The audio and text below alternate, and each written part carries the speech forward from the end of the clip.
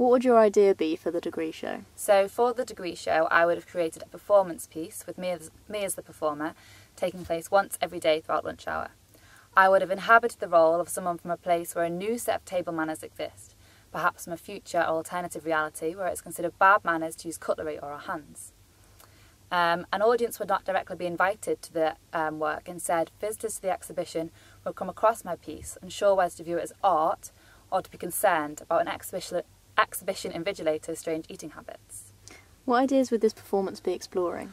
I would be exploring our rituals and etiquettes during meal times and how they feed into a wider culture of overconsumption and what might happen if they were to be undermined.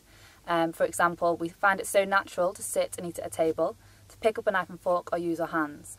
But all of these things have at one stage been invented and evolved into rituals that we now take for granted. And there is an assumption that all of these conventions feed into having a civilised meal. It is what separates us from animals, with our ability to share our food and slowly cut one mouthful at a time.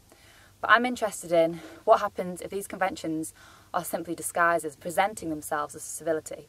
For example, at dinner parties, tempers rise, and it can't be ignored that we find ourselves with a set of tools equipped for violence. Also, throughout history, cannibals have been known to have used implements not dissimilar to forks.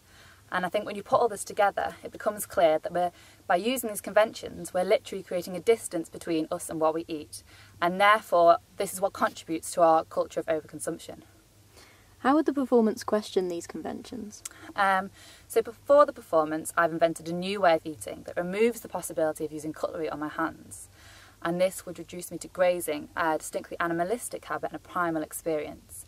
Every day would see me eating a new meal and therefore giving myself a new challenge for my mouth, as I have to chase different shapes, sizes and consistencies around my plate. Not only would it be closer to the food, but the smells would be more intense and food would no doubt end up all over me.